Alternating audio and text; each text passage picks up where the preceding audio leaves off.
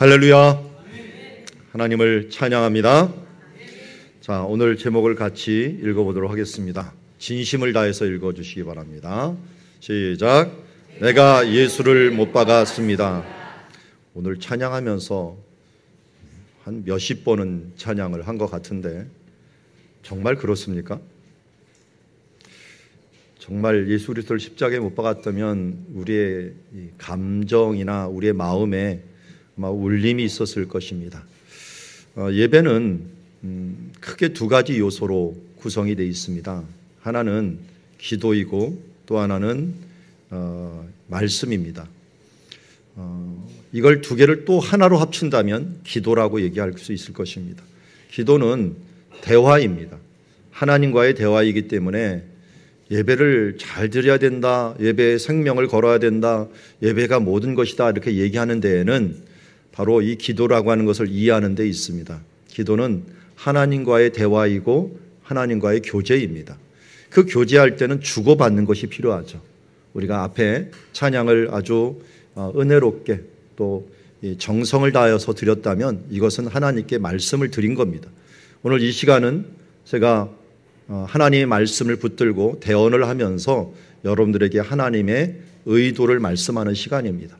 이렇게 서로 대화 가운데 하나님과 하나가 되어가는 시간, 그리고 하나님의 은혜를 받고 우리는 하나님께 영광을 돌리는 시간, 이것이 예배인 줄 믿습니다. 그래서 오늘 예배가 살아야 우리의 생명이 살고 우리의 삶의 현장이 사는 것처럼 오늘 이러한 온전한 대화가 있기를 원합니다. 제가 보기에는 앞에 찬양은 거의 만점인 것 같아요. 여러분들이 최고의 하나님 앞에 예배와 찬양과 고백을 드렸으니 이제는 우리가 주님의 말씀을 잘 받아서 서로 하나 되어서 하나님께 영광 돌리는 시간 되기를 원합니다. 자, 오늘이 무슨 주일이라고요? 예, 종려주일입니다. 종려주일은 호산나 하면서 예수님을 맞이했던 사람들이 종려나무를 흔들면서 주님을 맞이했다 해갖고 종려주일이라고 얘기합니다. 호산나라는 뜻이 뭘까요? 호산나. 호산나는 여기에서 잘 나와 있지는 않은데 계속 호산나 호산나 부릅니다. 이것은 구원하소서라는 뜻입니다. 구원하소서. 호산나가 뭐라고요? 예, 우리가 주님 앞에 호산나 구원하소서 구원하소서 외치면서 주님을 맞이하면서 이 종려나무를 흔들립니다. 그러면서 그냥 흔든 게 아니라 뭐라고 얘기했냐면 이 주의 이름으로 오시는 이여 가장 높은 곳에서 호산나 하고, 심지어 요한복음에서는 호산나 찬송하리로다 주의 이름으로 오시는 이 곧 그분이 누구라고요? 이스라엘 왕이라고 고백을 합니다. 그런데 이 이후에 며칠이 안 돼서 이스라엘 왕을 못 박아버립니다. 왜 그랬을까요? 이때는 이렇게 흥분하던 많은 무리들이 있었는데 왜 예수 그리스도의 십자가를 막지 못했을까요? 이것은 분명히 이들이 마음이 변했다는 것입니다. 무언가 실망했다는 것입니다. 자기들의 원했던 이스라엘 왕이 아니라는 겁니다. 자기들을 구원하소서라고 했는데 구원을 못할 것 같았기 때문에 그 십자가에 못 박히는데 침묵하거나 아니면 동조하거나 하는 결과를 가져온 것을 보게 됩니다. 혹 우리도 이와 같은 일들을 하고 있는지 모르겠습니다. 예수님께서 오늘 우리가 왜 십자가에 못 박히셨는가 하는 부분들을 크게 두 가지로 예수님을 못 박으려고 했던 사형 제목, 이 두 가지가 있는데 하나는 성전 모독이요, 하나는 신성 모독입니다. 그런데 사실 우리가 그 죄를 짓고 있는데도 우리는 모르고 지나갈 때가 많고, 또 우리는 그것을 안 지어 당신이 모독이야 라고 하면서 예수님을 신성 모독이라고 했던 사람들은 결국 자신들이 신성 모독하는 결과를 가져온 모습을 보게 됩니다. 오늘 우리 예수님이 이제 사형 선고를 받는 이 장면을 보면서 우리를 대신하여 어떤 죄를 대신하여 죽으시는가 하는 부분들을 오늘 말씀을 통하여 보고, 또한 예수 그리스도와 함께 우리도 십자가에 못 박히고 또 우리도 주님과 함께 부활할 수 있는 그런 시간으로 나가기를 원합니다. 종려주일은 어떻게 보면 왕이 즉위식입니다. 솔로몬이 나귀를 타고 예루살렘에 입성할 때 사람들이 왕 만세 만세 불렀는데 바로 예수님의 그 의식은 솔로몬과 같이 나귀를 타고, 그러나 영광의 나귀, 다른 왕의 나귀가 아니라 아무도 타보지 않는 어린 나귀를 타시면서 겸손의 왕, 죽기까지 섬기고자 하는 겸손의 왕으로 이 땅에 오신 것을 보게 됩니다.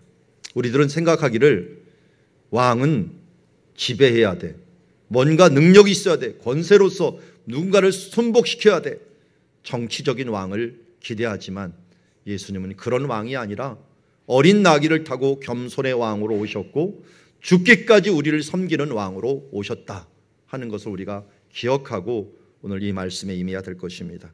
예수님께서 드디어 여러 과정들을 통해서 끌려가셨습니다. 대제사장에게 가니 그들은 사람들을 다 모으기 시작했습니다. 대제사장과 장로들과 서기관들을 모였는데 바로 그때가 한밤중이었습니다. 밤중에 원래 재판을 하는 것들은 무효입니다. 제가 안식년 전전이군요. 이 유학을 다 끝날 때 정도였던 것 같아요. 1998년 정도. 벌써 오래됐네요. 그때 일을 잊을 수가 없습니다. 운전을 하고 가는데 어떤 아주머니가 갑자기 육교 밑이라서 저는 그냥 안심하고 가고 있는데 육교 밑에서 걸어 나오더니 툭 튀어나온 거예요. 그러는 바람에 차 사고가 나갔고 제가 졸지에 경찰서로 이제 이양이 되었습니다. 그분은 어떻게 되었는지 모르겠는데 하여튼 사고를 냈으니까 가갖고 재판을 받는 데까지 가야 된다고 합니다. 그런데 그때가 한 4시나 되었을까요? 그런데 재판정이 문을 닫았기 때문에 내일 재판을 받아야 된다 해갖고 그야말로 경찰서에서 유치장은 넣지는 않더라고요. 그래서 경찰서 거기서 그때 마침 월드컵을 하고 있었던 것 같아요. 그러니까 한참 전이군요. 월드컵을 해갖고 우리나라가 네덜란드에 5대0으로 깨져갖고 한참 열받아 있을 때 누가 막 이 붕대 메고서 와갖고 막 축구한 적 있죠. 그래갖고 무승부 하나 만든 게 있어요. 그래갖고 그거 제가 하는 날 보고 있었는데 뭐 귀에 들어오지도 않고 보이지도 않았어요. 그래서 그날 지나고 있는데 얼마나 불안한지요. 그 다음날 재판을 받아야 되는데. 그런데 마침 재판을 받는데 도움을 주는 사람이 왔어요. 와갖고 영어를 좀 할 줄 아는 사람이 저한테 와갖고 서로 도움을 주면서 이야기를 하면서 나중에 보니까 제가 육교 밑에서 그렇게 가는 것들은 문제가 되지 않는다. 횡단보도가 아니었기 때문에 전적으로 지나온 사람이 문제이기 때문에 당신은 무죄, 그러면서 무죄로 방면이 됐습니다. 마침 그분도 물론 뭐 죽을 정도는 아니고 뼈가 좀 부러졌긴 했다 그러더라고요. 그냥 하나 정도 부러진 게 아니라 한 3개 정도 부러졌다고 하더라고요. 제가 그래서 가서 미안하다고 하려고 했더니 아니 거기 경찰서에서 가지 말래요. 국가에서 무료로 해주니까 당신은 가지 말고 괜히 이 가족들한테 당한다고 그래서 빨리 가라고 해갖고 제가 할 수 없이 충고를 받고 집으로 돌아온 일이 있었습니다. 어쨌든 그 일이 있을 때 재판정이 밤에는 안 열리는구나 하는 것을 철저히 그때 깨달았는데 여기는 밤에 열렸습니다. 밤에 왜 열렸을까요? 열리는 그 자체가 불법입니다. 그러니까 예수님의 이 재판은 이 여러 가지 면에서 불법입니다. 원래 명절에 열리면 안 됩니다. 그리고 모든 사람들이 보는 앞에서 공공연히 이 공회에서 열려야 되는데 이것도 대제사장 집에서 따로 열리는 것들도 문제입니다. 그러니까 여러 면에서 이것은 불법인데도 불구하고 이들은 이 불법을 통해서 뭔가 몰아가려고 합니다. 무엇을 몰아가려고 할까요? 그들이 55절에 보니까 뭘 몰아가려고 해요? 예수를 죽이는 것으로 가려고 합니다. 그러니까 정해놓은 거예요. 이 예수를 어떻게든지 죽여야 되는데 죽이려니까 어떻게 합니까? 증거를 찾아야 되는데 이거 그냥 죽였다가는 문제가 될 것 같으니까 증거를 조작을 하든지 어떻게든지 증거를 마련을 해야 되는 거예요. 그래서 증인들을 미리 준비를 해놨어요. 이 밤에 무슨 증인들이 나설 수 있겠습니까? 그래갖고 미리 준비를 해놓고 거짓 증인들을 갖다가 많이 세워놓고 그들에게 말을 하는데 문제는 거짓이다 보니까 서로 맞지가 않아요. 똑같은 것을 보고서 얘기를 해야 되는데 이 사실 자체가 잘못되니까 서로 꾸며서 말하니까 서로 말이 맞지가 않는 거예요. 그래서 이 좌충우돌하고 있는 그 순간 이것을 저는 여기 짜고 치는 고스톱이라고 불렀는데요. 저는 고스톱인 줄 알았더니 잘 봤더니 국어사전에 고스톱 이거더라고요. 그래서 고스톱이라 하더라고요. 하여튼 이 지금 대제사장 무리들이, 유대 지도자들이 하는 일들을 보면은 일단 정해놓고 무엇인가를 하려고 하는 거예요. 근데 말씀을 준비하다 보니까요, 이 모습이 내 모습이더라고요. 가끔 가다가 제가 말씀을 많이 알다 보니까 요새는 좀 덜한 편이에요. 예전에 한참 중고등학교 또 대학교 때는요, 말씀을 막 배울 때 무슨 일을 했는지 아세요? 내가 생각하고 내가 결정한 일들에 하나님의 말씀을 끌어와고 합리화하는 일들을 많이 했어요. 기도 안 될 때는 어떡합니까? 마음은 원이로되 육신이 약하도다. 주님께서 말씀하셨어. 나는 육신이 약해서 기도를 못하는 거야 하면서 합리화를 시키고, 또 일이 있을 때마다 내가 연약하고 부족한 것마다 다 합리화를 시키는데 말씀을 사용하는 것들을 많이 했었습니다. 지금 이 자리에서 다시 회개합니다. 여러분, 말씀이 중심이 돼야 되는데 그 중심이 아니라 내가 중심이 되어서 말씀을 끌어당기면서 나를 합리화시켰던 삶들, 이것이 이들과 다를 바 없는 우리의 삶이다 하는 생각을 가지게 됩니다. 내 이익과 그리고 내 욕심을 정해놓고 거기에다가 하나님의 뜻을 끼워 맞추려고 하는 그 모습은 예수님을 죽이려고 판을 짠 그 사람들과 다를 바 없다는 것을 우리는 돌아보게 됩니다. 예수님을 못 박은 그 장소는 원래 공회해야 되는데 이들은 따로 모임으로 이 부분들을 문제 삼았고, 이제는 예수님을 어떻게 증거를 가지고 예수님을 죽일까 하면서 우리 처음에 말씀드린 대로 두 가지 프레임을 가집니다. 그 첫 번째 프레임은 바로 성전 모독이었습니다. 왜냐하면 성전 모독이라고 하는 것은 이미 성공한 케이스가 있습니다. 예레미야서 26장에 하나님께서 말씀하시되 이 예루살렘은 하나님의 심판을 받아서 멸망할 것이다 라고 선언을 했더니, 그때 바로 그를 끌고 가갖고 내가 성전을 모독했기 때문에 죽어 마땅하다 하면서 예레미야에게 사형 선고를 내며 그를 죽음으로 몰아넣었던 일들이 있었습니다. 이미 이 성전에서 그런 일이 있었던 것, 이게 잘못된 전통이었어요. 왜냐하면 히스기야 왕 때요, 하나님이 열심히 기도해 갔고요, 주변 지역은 다 멸망했는데 성전만 보호를 받았어요. 히스기야가 얼마나 간절히 기도했는지 하나님 앞에 그 적군의 편지를 갖다 놓고, 하나님 이 편지를 보시옵소서, 하나님 이들이 하나님을 모욕하는 것을 보시옵소서 하면서 간절히 기도했더니 하나님께서 그가 준비했던 모든 무기로 준비했던 건 다 패하게 만들고 그 기도의 결과인 예루살렘만을 보호해 주었습니다. 그래서 사람들은 이것으로 큰 은혜를 가지고 하나님께 영광을 돌리는 것이 아니라 이상한 생각을 갖게 되었어요. 히스기야의 기도는 생각하지 않고, 하나님은 성전을 보호해 주시는구나, 성전은 불멸한 장소이구나, 그래서 성전은 거룩한 장소이구나 하는 것에 초점을 맞추면서 누구든지 이 성전을 모독하는 것은 하나님을 모독하는 것이다 라고 생각을 하면서, 이 히스기야 이후에 한 200년이 지난 뒤에 여기 있는 예레미야가 그 말을 하자 예레미야를 성전 모독죄로 죽이고자 했던 것입니다. 예수님 때에도 그들은 동일한 생각을 갖고 있었습니다. 그래서 성전을 모독하는 일들이야말로 사형 선고에 해당한다라는 것을 알았기 때문에 예수님께서 요한복음 2장에 보면은 너희는 이 성전을 헐라, 내가 사흘 만에 이것을 지으리라 라고 하는 말씀을 사람들이 듣고 있었기 때문에 그 말을 이 사람 저 사람 하는데 서로 이것도 맞지가 않았어요. 왜냐하면 너희가 헐라 그랬지 예수님이 헌다고 안 했거든요. 그 성전 모독이 또 될 수가 없어요. 그런데 그것을 끼워 맞추려니까 힘들었던 거예요. 사실 이게 성공한 사람이 있습니다. 또 스데반이었습니다. 스데반은 성전에 대해서 모독했다는 말로 고소를 당해서 결국 이것 때문에 돌에 맞아 죽습니다. 그만큼 위험한 죄, 사람을 죽일 수 있는 죄 중에 하나가 바로 성전 모독죄였습니다. 그런데 예수님은 이 일에 대해서 침묵하셨습니다. 그냥 거짓은 가만히 있어도 그 거짓으로 모순이 드러나게 돼 있기 때문에 아마 예수님은 이 부분들에 대해서 더 이상 말하고 싶지 않았던 것 같습니다. 침묵하고 있을 때 서로 이것이 일치하지 않기에 이것은 무마되어서 없어졌습니다. 그러나 우리는 여기에서 잊지 말아야 될 것은 우리는 과연 이것에 대해서 무지한가?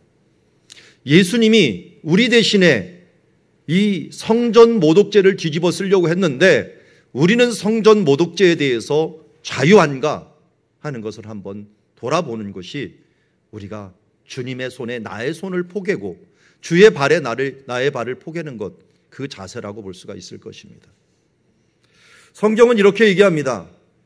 고린도서 6장 19절 같이 한번 읽어볼까요? 시작. 너희 몸은 너희가 하나님께로부터 받은 바 너희 가운데 계신 성령의 전인 줄을 알지 못하느냐?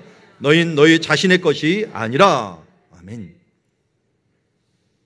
성전 모독은 이제 우리에게는 다른 면으로 다가오게 되었습니다. 성전은 무너졌습니다. 예루살렘 성전은 부셔졌습니다. 더 이상 존재하지 않습니다. 하나님은 이것을 의도하시고 이제 새 언약의 시대가 올 것이라고 말씀하셨습니다. 그러면서 그 성전의 가장 큰 의미였던 그 속에 언약궤에 있는 십계명의 말씀, 하나님의 말씀이 새겨진 두 돌판의 언약, 이 언약을 뛰어넘는 새로운 언약을 너에게 줄 것인데 예레미야 31장 31절부터 33절의 말씀에 의하면 이제는 너에게 새 언약을 줄 것인데 이것을 돌판에 새기지 아니하고 어디에 새기겠다고요? 우리 마음판에 새기겠다고 말씀하였습니다.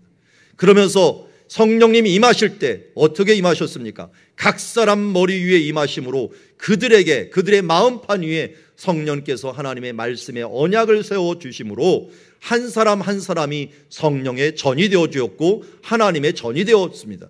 그러기에 더 이상 보이는 성전은 필요가 없었기에 하나님께서는 그 성전을 무너뜨리시고 이제 보이지 않는 우리들의 마음의 성전을 하나님께서 각 사람에게 두셔갖고 그들이 함께 모여 하나님께 영광에 찬양하는 그 교회 공동체를 우리에게 허락해 주셨습니다. 이제 우리는 각자가 하나님의 성전입니다. 우리의 마음과 우리의 몸 모두가 성전인데 어떤 사람은 이렇게 얘기합니다. 우리의 영혼만이 성전이지라고 했는데 그것은 큰 착각입니다. 고린도서 6장 19절, 6장 15절부터 쭉 나오는 말씀에 있어서는 바로 우리의 육신에 초점을 맞추고 있습니다. 우리의 육신도 주님 안에서 성전이라고 얘기를 합니다. 자, 이것에 의한다면 우리는 성전 모독을 하고 있지는 않은지 모르겠습니다. 우리들의 마음은 어떻습니까? 우리의 마음은 성전인데도 불구하고 우리 마음 속에 과연 어떤 부분으로 채우고 있습니까? 열왕기하 23장에 하나님께서 이스라엘 백성을 보면서 내가 유다를 도저히 용서할 수 없다. 다른 것이 아니라 므낫세가 지은 죄 때문에 내가 용서할 수 없다라고 얘기합니다. 아니, 그 므낫세의 죄가 무엇일까요? 그 므낫세는 성전 안에다가 우상의 제단과 우상 자체를 세워놓은 사람. 다른 왕들은 다른 길로 가더라도 주변에다가 세워버렸어요. 근데 므낫세는 그 안에다가 다 세워버리고 하나님을 모독하는 행위였습니다. 이건 하나님을 아예 무시하는 행위였습니다. 그런데 과연 우리는 므낫세보다 나을까요? 탐욕은 우상 숭배라고 골로새 3장 5절에서 말씀하고 있습니다.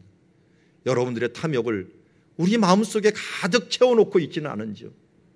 일주일 동안 여러분들은 무엇을 마음에 채우고 이 시간 여기에 와 있습니까? 과연 앞으로 일주일 동안 무엇을 채우시려고 합니까? 우리 마음속에 채우는 그것이 과연 성전을 위한 것인지 아니면 내 탐욕을 채우고 내 우상을 세우는 일인지 또 한 번 예수 그리스도를 십자가에 못 박는 그 성전 모독의 일들을 우리는 하고 있지 않은지를 돌아보아야 됩니다. 세상의 것으로 가득 채워놓고서 내가 오늘은 은혜가 이상하게 안 돼. 여러분, 준비하지 않은 심령들에게 어떻게 은혜가 올 수 있겠으며 하나님은 거룩하시다라는데 내가 거룩하니 너희도 거룩하라가 왜 거룩하라고 합니까? 내가 너와 함께하고 임마누엘하고 너를 도와주고 너에게 축복을 주려고 하는데 내가 거룩하니 너희도 거룩하기만 하면 나는 너와 함께하고 영원토록 너에게 축복의 삶들을 주려고 하는데, 우리가 주 안에서 거룩하지 못하니, 우리의 마음이 주님 안에서 성전에서 더러우니 하나님이 어떻게 임할 수 있겠습니까? 더 이상 성전의 모독의 삶들을 우리가 벗어나야 됩니다. 어떻게 벗어나야 됩니까? 오늘 성경은 이렇게 얘기합니다. 술 취하지 말라. 이는 방탕한 것이니 오직 성령의 충만함을 받으라. 우리의 육신을 무엇으로 채우고 있습니까? 마음은 욕심으로 채우고, 육신은 술로 채우고, 우리 또 굴뚝까지 만들어 갖고 담배로 채우고, 또 우리 몸은 그야말로 식탐으로 가득 채워서 주님이 주신 몸들을 다 망가뜨리는 이런 모습들은 혹시 우리의 모습이 아닌지. 제가 그랬습니다. 운동하지 않다가 하나님의 몸을 망가뜨려서 제가 얼마나 회개를 하고, 최근에도 왜 이렇게 운동하기 싫은지, 사모가 맨날 다른 사람한테 흉 볼 때 제 흉을 보는데 운동하기 싫어한다고 맨날 흉을 봅니다. 제가 운동을 못하는 건 아닌데 굉장히 귀찮습니다. 그럴 때마다 기도할 때 하나님 죄송합니다. 오늘도 해야 되는데 못했네요 하면서 또 회개를 합니다. 다른 욕심들 없는 것들은 좀 있는데, 그런데 이 부분들에 대해서 열심을 못 내는 게 참 주님 앞에 죄송할 때가 많이 있어요. 여러분, 저만 그렇습니까? 일주일 동안 운동 3번 이상 안 하신 분들은 다 회개하는 마음으로 주님 앞에 회개를 하시기 바랍니다. 이 성령에 전된 이 몸을 갖다가 과로하게 만들어 갖고 이리저리로 병들게 만든 우리들은 회개하며 나가야 됩니다. 왜냐하면 우리의 몸이 성전이기 때문입니다.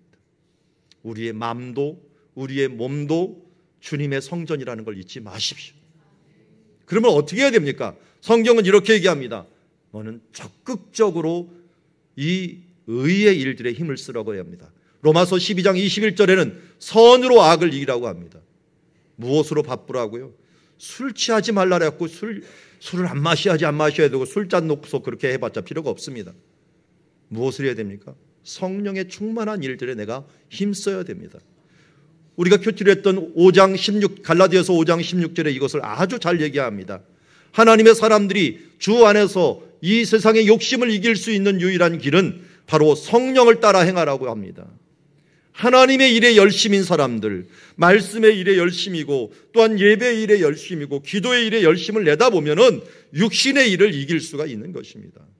육신의 욕심을 이겨야지 이렇게 봤자 우리는 실패할 수밖에 없습니다. 우리 인간이라는 존재가, 오늘 우리가 살짝 넘어갔지만 베드로가 이때 예수님을 찾아왔습니다. 다른 사람 다 도망갔어도 베드로는 이 자리에 와 있었습니다. 참 의리의 사나이입니다. 그런데 그 의리 갖고 안 됩니다. 조금 있으면 그 의리가 깨지는 그 장면을 우리는 보게 됩니다. 우리는 우리의 의지를 믿을 수가 없습니다. 제가 자주 말합니다. 나는 누가 와갖고 나를 유혹하면 다 넘어져. 너는 누가 아주 진짜 예쁜 여자들 몇 명이 와갖고 저를 끌고 가면 제가 끌려갈 것 같아요. 그리고 누가 무서운 사람들이 와갖고 제 목에다가 칼을 대거나 총을 딱 대면은 나는 예수님을 부인할 것 같아요. 저는 자신이 없어요. 자신이 없어. 그런데요, 제가 자신 있는 거 딱 하나예요. 하나님이 나를 보호해 주실 것이다. 하나님이 그때 내 피할 길을 주시든지, 아니면 하나님께서 내게 그때 믿음을 주시든지, 둘 중에 하나를 주실 것이기 때문에 제가 믿는 거지, 저를 유혹하지 마세요. 저는 넘어집니다. 그냥 바로 넘어질 수밖에 없는 인간적인 존재입니다. 그런데 저는 하나님을 믿어요. 그래서 제가 어렸을 때부터 담대했던 이유는 한 가지더라고요. 부모님이 나를 위해서 기도해 주시. 그러니까 나중에 보니까 부모님이 돌아가시는데 어떻게 나를 보호해 주시고 나를 위해서 기도해 주셔. 알고 봤더니 예수님이 보좌 우편에서 나를 위해서 기도해 주시고 계시더라고요. 성령님이 나와 함께 계시더라고요. 저는 그것을 믿기 때문에 담대한 것이고, 그것을 믿기 때문에 주님 앞에서 당당하게 이 세상을 살아나갈 수 있는 거지, 내가 내 힘과 내 능력과 내 권세와 내 의지를 믿는다면 나는 그것은 가짜 믿음이라고 할 수 있을 거예요. 주님을 믿습니다. 주님이 나를 이끄시고 주님이 함께 하실 것을 믿습니다. 그리고 시험 당할 쯤에 피할 길을 주시든지 내게 이 모든 것을 감당할 믿음을 주시든지 둘 중에 하나를 할 것입니다. 여러분, 우리가 주님을 믿고 신뢰하면서 나가야 될 줄 믿습니다. 이러려면 어떻게 됩니까? 매일 깨어 있어야 돼요. 성령으로 깨어 있지 않으면 누구도 이 세상에서 사탄을 이길 수가 없습니다. 성경에서 묘사된 사탄은 뿔이 10개로 우리보다 10배나 강하고 머리가 7개로 우리보다 7배나 지혜로운 존재입니다. 그 존재를 어떻게 이깁니까? 그런데 우리에게는 나사렛 예수 그리스도가 있기에, 우리에게는 성령님이 함께 하시기에 이 모든 것을 이기고 주님 나라 그 천국에 입성할 수 있는 줄 믿습니다. 여러분, 그분을 신뢰하고 그분만을 바라보며 날마다 깨어 기도하는 삶들을 살기를 주의 이름으로 축원합니다. 이제 신성모독으로 들어갑니다. 이 신성모독으로 대지상이 두 번째 계획을 가집니다.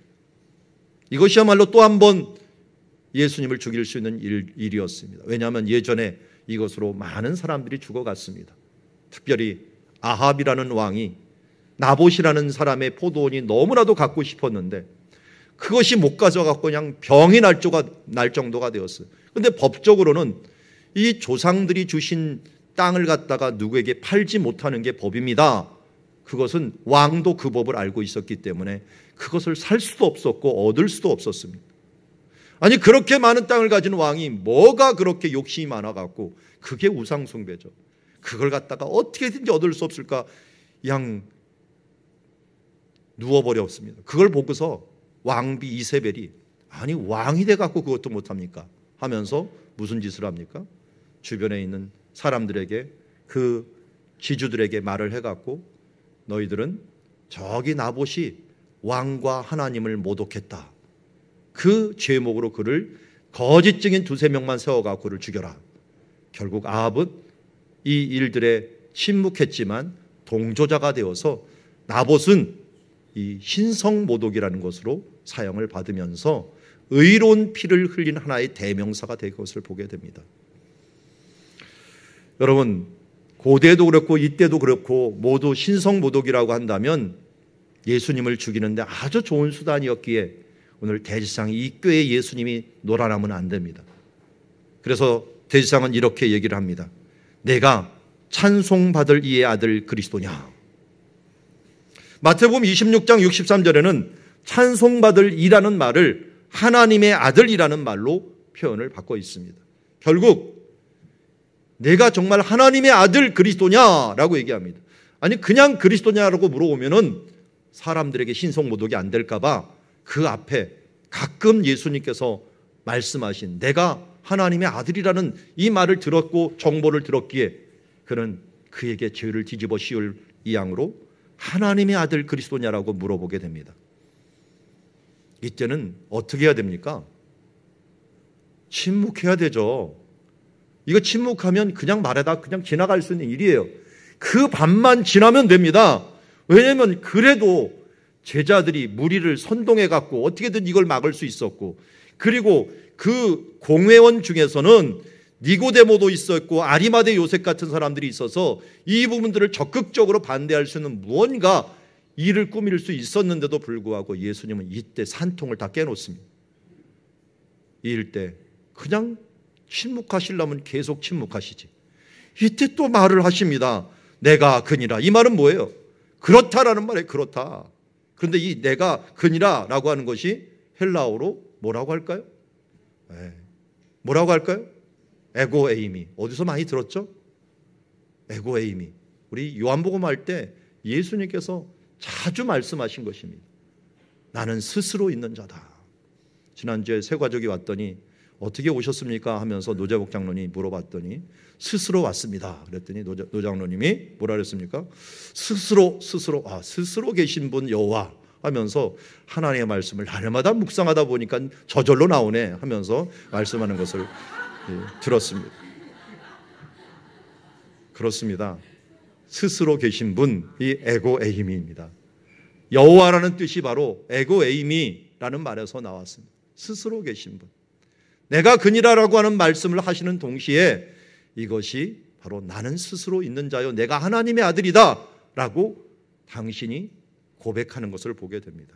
그러면서 거기서 끝났으면 좋겠는데 거기서 말씀을 인용하십니다. 시편 110편 1절에 있는 인자가 권능자의 우편에 앉을 것이다 라는 말과 또한 다니엘서 7장 13절에 하늘에서 구름을 타고 모든 오는 심판자로 내가 올 것이라고 말씀을 해 주십니다.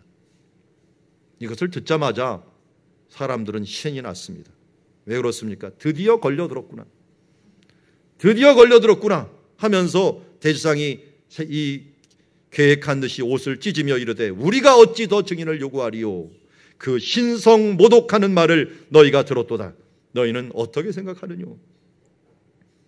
다른 사람들은 말할 게 없죠. 같이 죽이려고 모였는데. 그래서 사형에 해당하다라고 말하자마자 사람들이 침을 뱉고 그 얼굴을 가리고 주먹으로 치고 그러면서 선지자 노릇하라고 합니다. 여기에서 우리는 알 수 있는 아주 중요한 사실은 그들이 그리스도를 어떻게 알고 있었느냐 하는 것이에요. 그들은 지금 얼굴을 가리고 누군가 탁 때린 다음에 선지자니 한번 내가 그리스도라고 하는 말은 선지자요, 왕이요, 제사장을 의미하고 있는데 그런 직분을 가진 자니 진짜 선지자면 누가 때린지 한번 알아봐라. 그들의 그리스도관, 그들의 그리스도에 대한 가치관은 어떤 것이었을까요?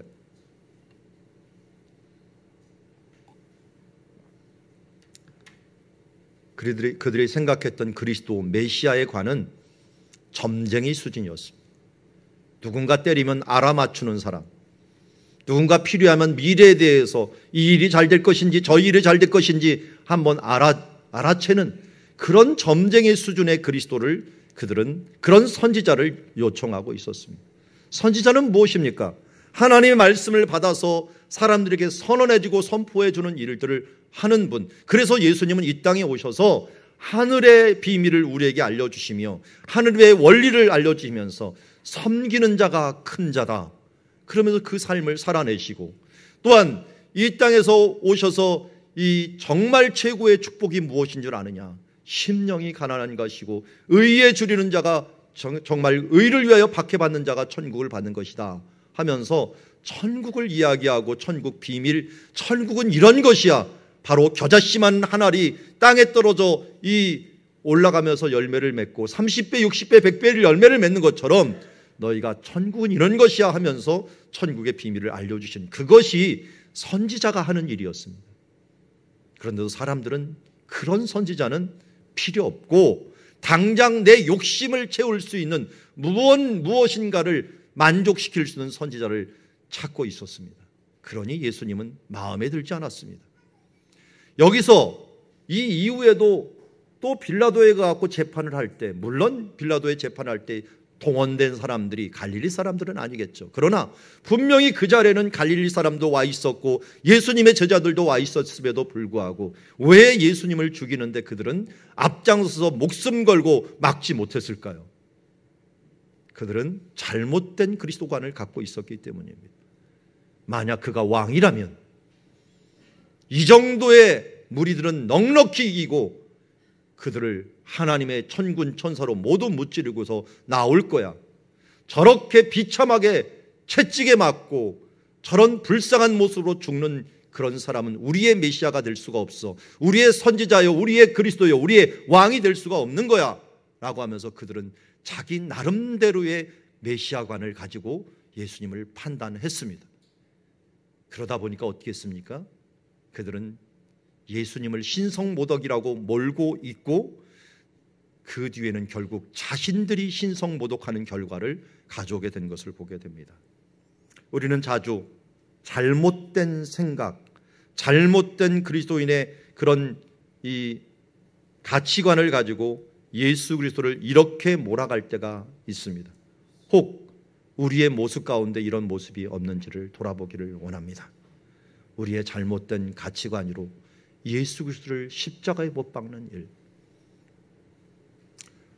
정말 부정하려고 해도 부정할 수 없는 사실들이 많이 있는 것이요. 지난주에 우리 갈라디아서를 쭉 보며 마치면서 제가 율법이라고 하는 말이 마음에 별로 와닿질 않았어요. 왜냐하면 사도 바울이 계속 갈라디아서를 보고서 너희는 자꾸만 율법으로 돌아가려고 하느냐, 너희는 믿음으로 구원받은 자다, 믿음으로 그 말이 제 마음에 와닿질 않아요. 이미 저는 율법에서는 벗어나서 믿음으로 구원받은 사람인데 그 율법의 그 말씀하고 저하고 잘 적용이 안 돼요. 그러다가 어느 정도 끝날 때가 정도가 됐는데 갑자기 그 율법이 너한테 없느냐라고 하는 마음을 찔림을 주셨습니다. 유대인의 율법은 무엇이었을까요?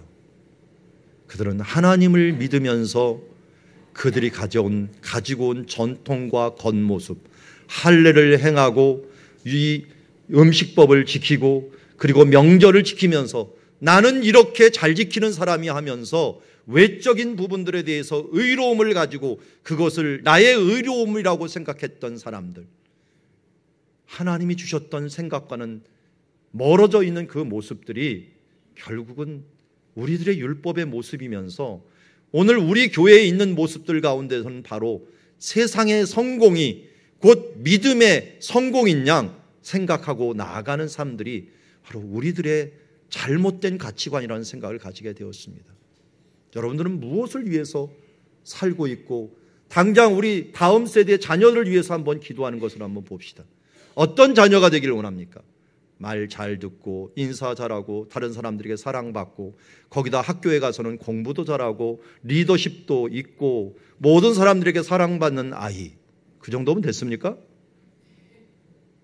이 정도 원하십니까? 그런데 우리가 그런 일들에 대해서는 너무 수고와 노력을 많이 하는데 과연 하나님을 사랑하는 일들, 하나님께 사랑을 받는 자녀가 되기를 위해서는 얼마나 기도하고 얼마나 노력하는지 모르겠습니다. 먼저 그의 나라와 의를 구하라고 하면서도 아침에 일어나자마자 영어 단어 외우고 공부하는 것에 초점을 맞추지만 그러나 우리가 주의 말씀을 보는 일들에 대해서는 과연 우선순위를 두고 있는지 모르겠습니다. 학생이 된 우리들의 중고등학생들은 무엇을 원하십니까? 열심히 공부해갖고 그야말로 코피 터지게 공부해서라도 좋은 학교 가고 좋은 직장 얻는 것이 우리들의 목표가 되고 있지는 않습니까? 그리고 좋은 배우자를 만나갖고 행복하게 가정을 이루는데 그 행복의 기준은 뭡니까? 그래도 좋은 아파트 하나 얻고 대기업에 들어가거나 아니면 좋은 돈 많이 버는 직장에 들어가고 안정적인 직장에서 뭔가를 내가 이루는 것이 내 행복의 목표는 아니십니까? 우리 교회는 그럴 가능성이 굉장히 높은 교회입니다. 우리 교회는 대기업에 다니는 사람들도 많고 특별히 공무원들이 많습니다. 선생님들이 많습니다. 안정적이죠. 그러다 보니까 나도 모르게 그것이 행복의 기준인 양 다른 자녀들을 그쪽으로 몰아넣으면서 우리의 자녀는 이것을 뛰어넘는 뭔가 돼야 돼라고 하는 것에 초점을 맞추고 있지만 그러나 그들이 인격적으로 주님을 만나지 못하는 것들에 대하여 그야말로 이제 속에 뭔가 뼈가 끊어지는 것 같은 그런 아픔을 가지지 아니하고 이 정도면 됐지라고 우리는 방관하거나 아니면 그냥 묵인하고 있지는 않은지요.